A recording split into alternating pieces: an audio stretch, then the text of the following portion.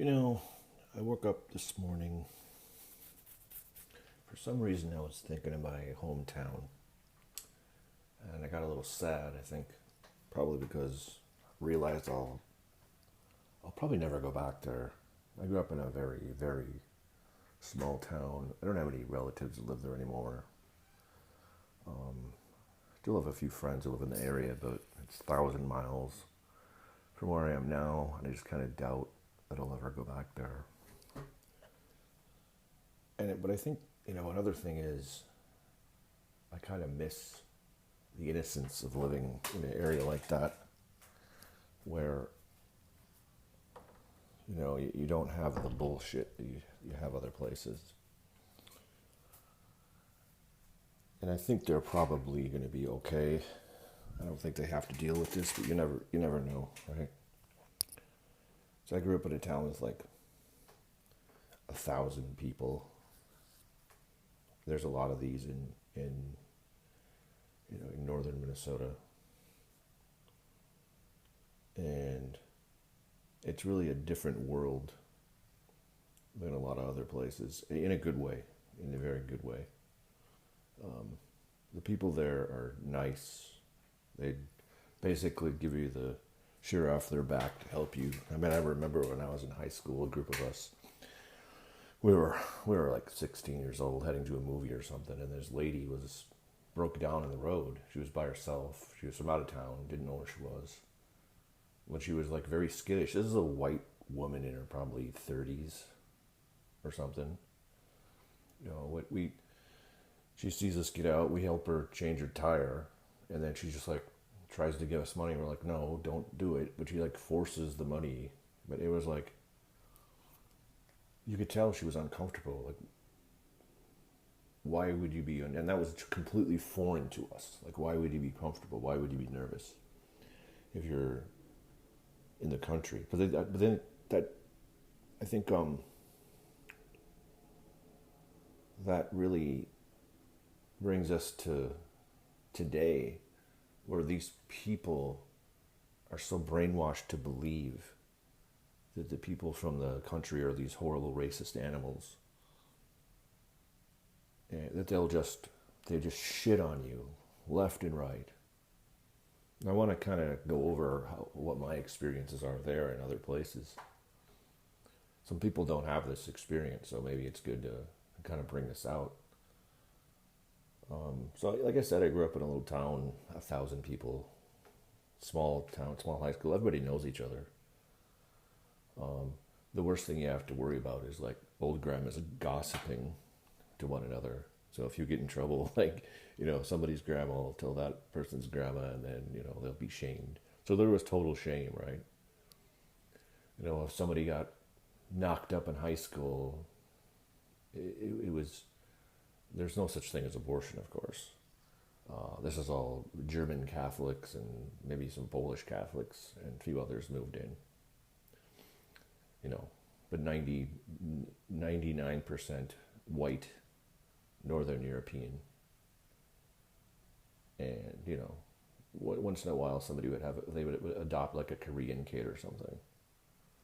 But racism just wasn't there.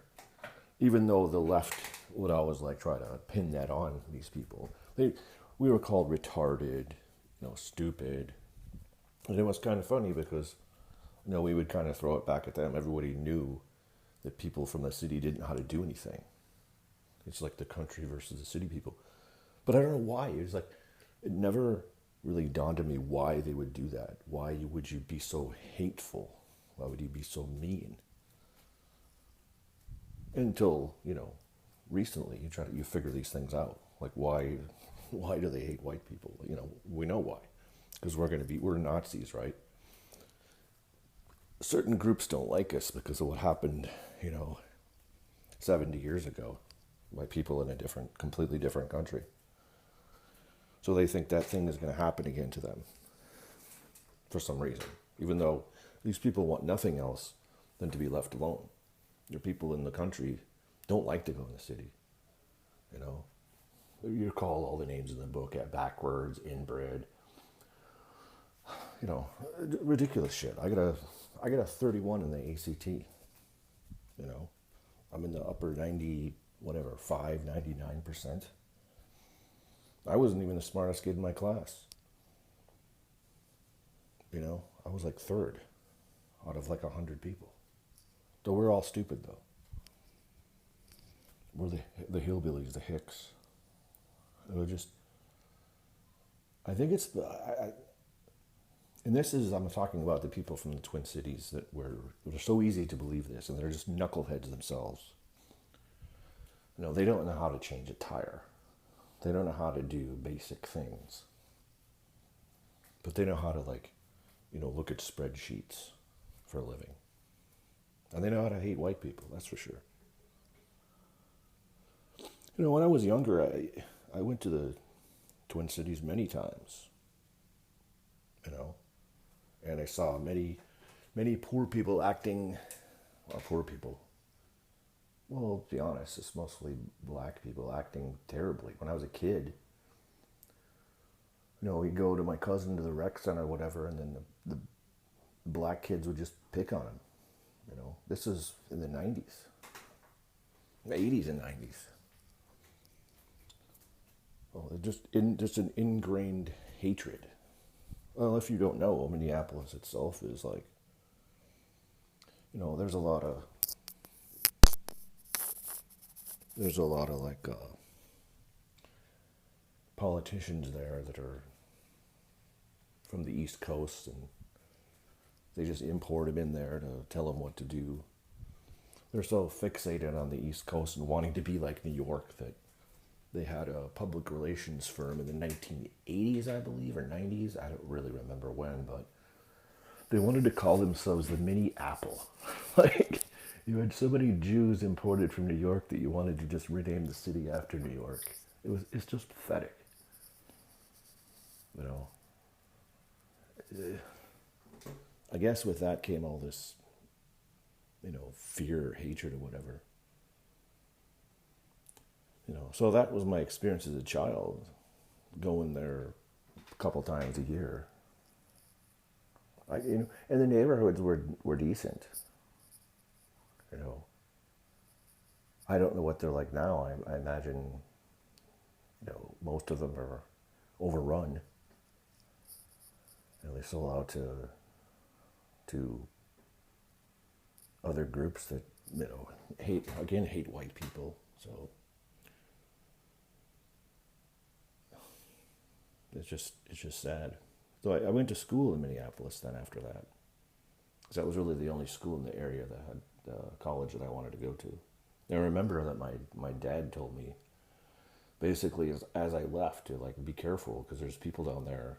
You know, it's not like here. There's people down there that will take advantage of you and will harm you, which is totally true. Because he knew it. He had lived in the Twin Cities himself for a couple of years, couldn't handle it. You know, it was ridiculous. It fucking sucks. The place sucks. In college, you know, I never bought into the bullshit.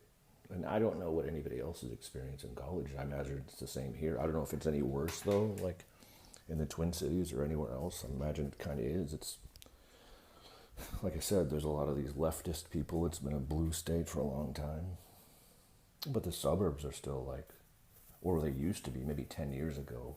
Up until 10 years ago, I say the suburbs were mostly Republican. Now I think they're going the other way. I'll talk about that in a second. Because in college I had to write a paper on racism. It's like a freshman in college. Imagine you're 18 years old. You know, you've seen 7 black people in your life. You gotta go in there and you're instructed to write a paper on, is everybody racist? That was the topic. So I said, you know, I remember this paper. I remember, like, it's still kind of a stretch. You know, I don't think everybody's racist. I think there's prejudices that people have. And, you know, I think my conclusion was, like, if you act on those prejudices, it makes you, it was kind of shit-libby, but not really. I tried to play it down the middle. Because you know, what are you going to do as an 18-year-old? You're going to say, no, that's ridiculous? You know, I don't have any experiences as an 18-year-old kid from a farm town. What are you talking about? All I see is on the news. On the leftist newspapers and shit. And I knew the Star Tribune was far left. Like, very early. When I lived down there, though, like 90% of my friends were from other small towns. I don't know if that was like on purpose or most of the kids from the city are little shit libs. And I guess those are the people that are now living in the suburbs. That's maybe explains it. Like every weirdo is from the cities or the inner suburbs. But the thing is, like, back then, everyone who lived in the Twin Cities was only like 2 or 3 generations removed from farmers. Like they all had a grandpa or a great grandpa who owned a farm. And now I think what happens down there is like, you're further away from that. And you just believe the nonsense that you're told. Oh, those people are racist, you know. Like, how do you be racist? There's no black people in small towns. Like, they don't care. It's not something that they think about. You have to think about milking the cows at 6 in the morning. You don't have time to think about, oh, gee, black people or whatever. Who cares? It's very practical. Like, people in the city are not very practical. They just worry about this dumb shit. You know? So that connection now that they have to the rural areas is gone, and it's fractured. And they just believe everything that they're told. You know? Minneapolis, though, has always been like a left city.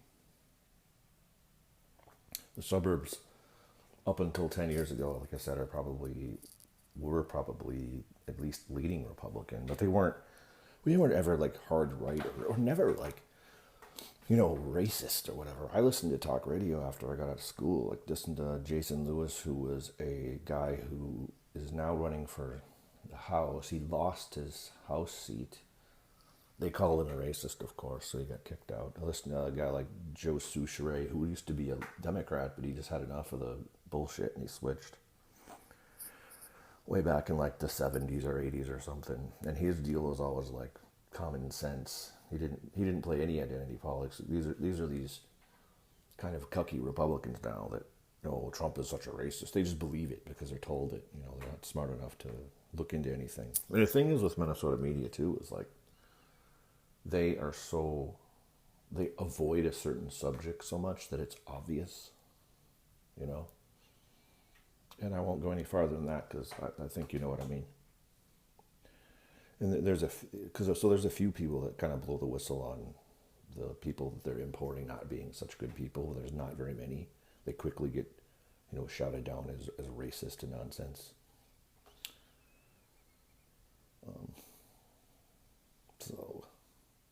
And I think like what's really the problem here is like the definition of racism has changed.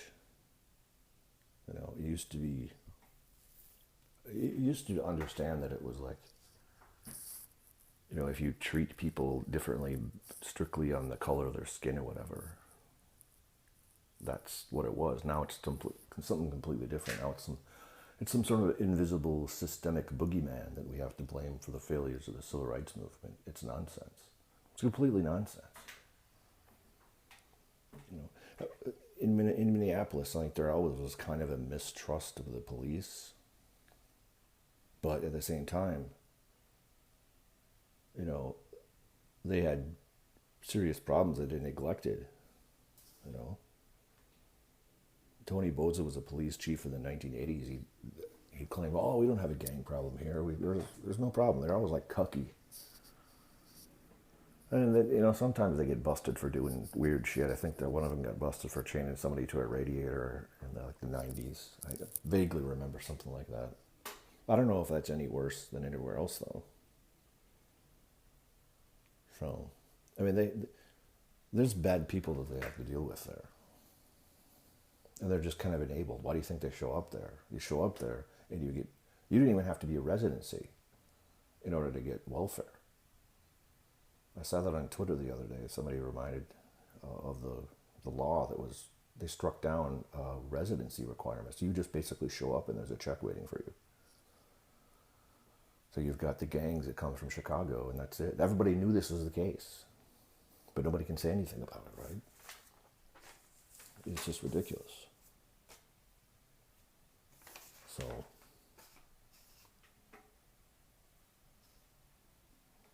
but it's sort of a background there. I moved out of there, gosh, about 10 to 15 years ago. And so I got a chance to look at other or experience other societies, other communities, and see how, if I was to compare this with other places that I lived. There's always, like, the Republicans themselves, I think, are a lot to blame about this, because they have their head up their asses. They don't talk about things that they should talk about.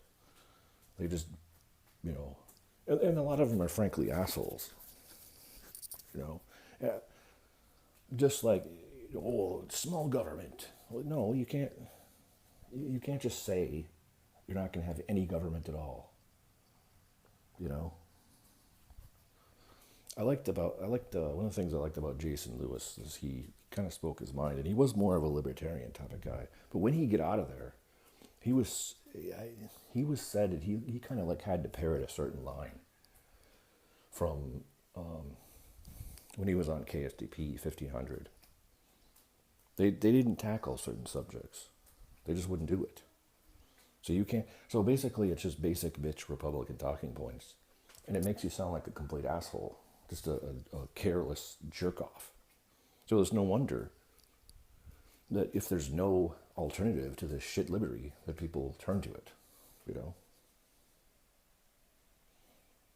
And now it just gets worse and worse. And so why does this happen? Why does the whole city burn down, and then there's people cheering it on? And why do they go out the next day and clean up after this shit?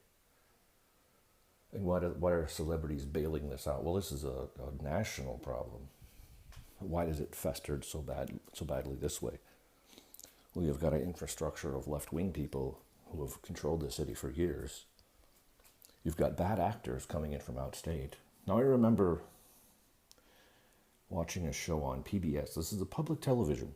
As a kid, they'd have Jewish comedians, one after the other, would show up and talk about how retarded the people from, literally they'd use that word, mental retards in northern Minnesota.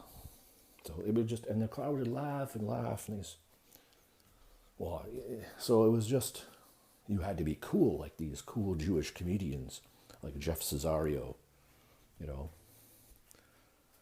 and it was really disgusting, especially here as a kid. Like, listen, I got my testing. It says, when I'm in sixth grade, it says that I'm testing above 99% of all the kids. I don't feel like I'm mentally retarded. I don't feel that my friends are. Like I said, I'm not even the smartest kid in the class here. So what is going on here? Why is this hatred? But it just festered. It's okay to do this. So the cucky, Swedes in Minneapolis, they just want to get along with people. So they're just led around by the nose by these people from New York. And these other people that are just embedded in the media to just push this bullshit narrative toward you. It's just hatred. And these are people that have, like I said, they have, like their grandparents and great-grandparents have lived on the farm. And they're chuckling along with, these people are retarded. And now all these people are racist because you can't say retarded anymore. Otherwise they would. And now they're all racists. And they come to this latest thing. There's people peddling this nonsense that it's white nationalists. I retweeted a guy who said that people with Gadsden flags from Outstate, Minnesota were coming in and organizing these violent protests. You can't make it up. The people that, like I just said, these people hate going to the city. That's why they live in the country, right? That's why they'll find a living to make in the country, because they hate living in the city. So why would they go all the way down there? If they're going to go down there, they're going to know where to go, right? They're going to know to organize and use militaristic style tactics to blow up the 3rd precinct. These, white farmers from northern Minnesota are going to do this. It's just ridiculous. It's ridiculous on its face. But nobody calls them out. You look at the replies to that thread, like, oh yeah, they're really terrible. Anoka, they're awful in Anoka. There's some white trashy people in Anoka, sure, but they're just poor white people. They're not going to organize and do this shit. This is just complete bullshit. This is why we feel like we're living in a fucking Twilight Zone episode. Like, what is going on? You see the pictures on the news of who's doing this. You can see that it's black people doing this. You know that there's been hatred spewing for years and years and years. There's been bad people coming into this town.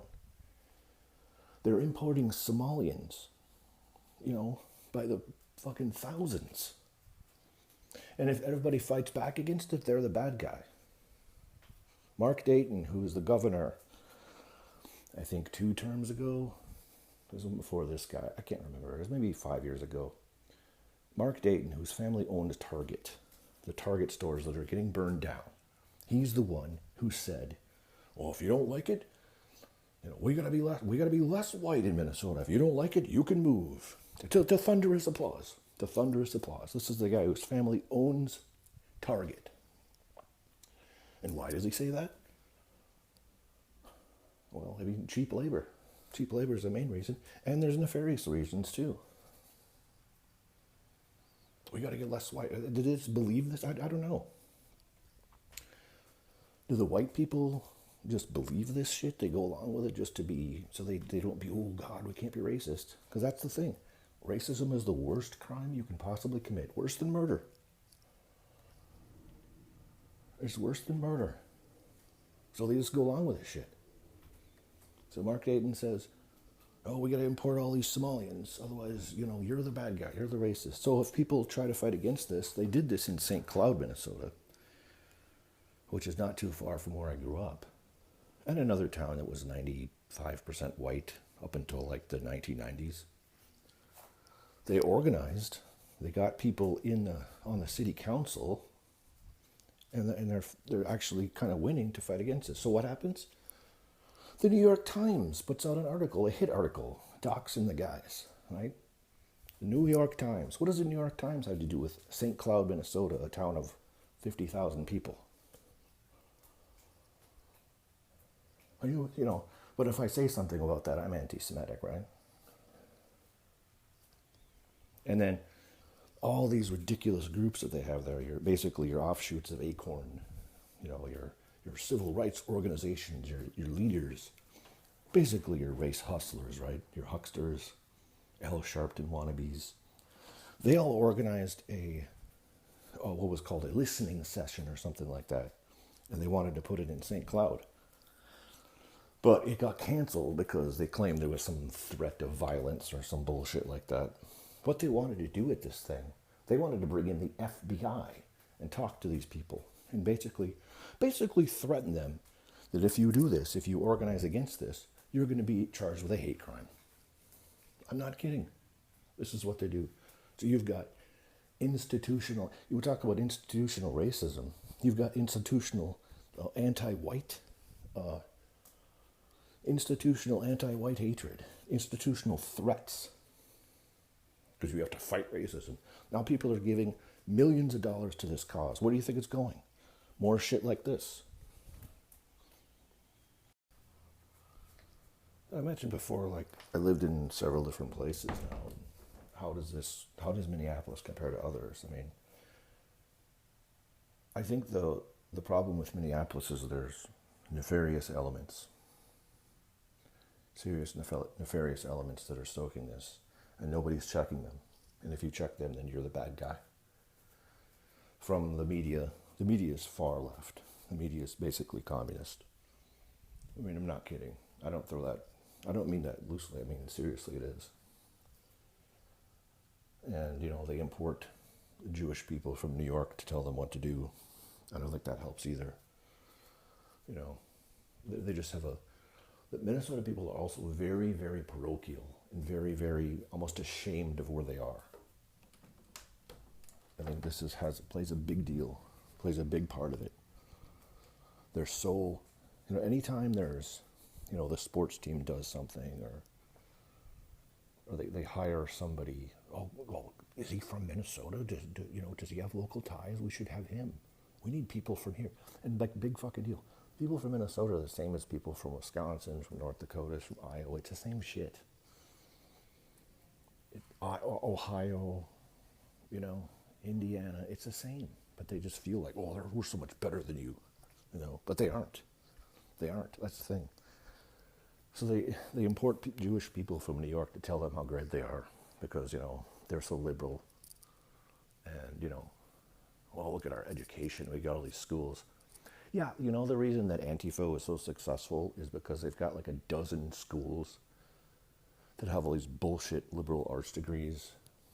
You got legions of blue-haired people and pink-haired people who, they teach them for 4 years about Marx and how, wonderful communism was and how horribly racist people are, how terrible white people are.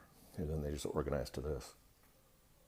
So that's what you've got. You've got this huge swath of people to draw from that are just stupid, just brainwashed. And you've got the whole culture there of like, oh my God, we're so, they're so insecure because, we people from Minnesota, we have to huddle up because we're so much better than, look, these terrible people from Wisconsin, oh my God, they're awful, we can't have that. You're taught to hate like Wisconsin and Iowa. Like, who cares? In North Dakota, it's like, who cares? You may have heard of Minnesota Nice. Well, that only applies to places outside of the metro area. And that's people in the country. Like I said, these people will give you their shirt off their back for you, and they don't care about if you're black or white or whatever. They don't care. The worst thing you can say about some of those people is they tried to fight back against Somalian invaders. Like, how is that bad? But I think really it's the conglomeration of the parochialness of these people. They all are so insecure that they have to do whatever the people from New York tell them to do. And I don't know if you know this or not, but there are certain people from New York who may or may not have the interests of groups other than themselves in mind. And this is the type of thing, like I said, it's so avoided in media and talk radio that it's obvious. It's completely obvious. So they got these groups of people that are pissed off about this, that they want to tell the truth, but they can't. And they're just being shoved out. They've been shoved so far out now. They're in the outer suburbs, the inner suburbs, the inner ring suburbs, all shit libs, all of them. And these are the people that are just getting along. These are the people that went to these terrible universities and learned to hate white people for 4 years. And they wouldn't be caught dead, and their kids are going to school, right? Their kids are going to university for garbage degrees because they wouldn't be caught dead doing, blue collar work. Oh my God, no. That's embarrassing. That's for the poors. That's for the poors and the blacks.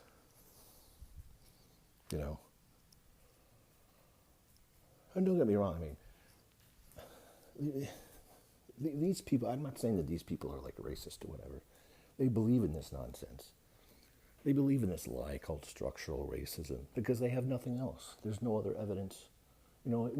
It's been 60 years, since the 1960s. It's like literally 60 years now since they started this stuff. Oh, it's Jim Crow. It was slavery. Yeah, slavery ended a long time ago. And there was no such thing as Jim Crow in Minneapolis. It's always been left. Minneapolis has always been left-wing. Hubert Humphrey there, a guy who famously got his ass whipped by Reagan in 1980. He was the mayor of Minneapolis. Back when like white people lived there. They're still like, and it was a good place. It still is kind of a good place. Because there's, it's majority white people who just want to get along and just want to be nice to people, but they're so parochial. They're so insecure that they have to listen to, oh my God, we got people from New York. We have to vote for him. We have to vote for Jacob Fry. He's from the East Coast. We have to vote for him. No mention that he's Jewish, none. Norm Coleman, no mention. Rudy Boschwitz, there's a Republican for you. There's been like a Jewish senator from Minnesota for the last 70 years or something. Al Franken. Al Franken.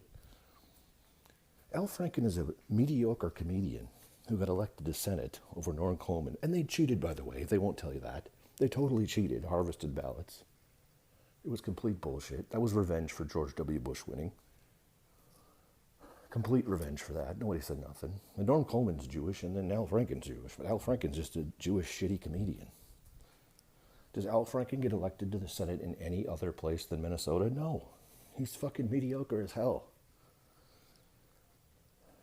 You know what's funny? It's like Garrison Keillor, who was a humorist, left-wing retard from St. Paul. He pokes fun at them to their face and they fucking eat it up. Garrison Keillor would have booked it. Basically everybody in Minnesota had Lake Wobegon. It's a fictional place, but it makes fun of how fucked up Minnesota people are, how parochial and neurotic and shitty they are. And they fucking eat it up. The best line from that book is a place where everyone is above average. And that's perfect. That's perfect. The place where everyone is above average. The fucking joke, this place. Everywhere else I go, there's no such... I mean, people just generally go about their way and, you know, that's it.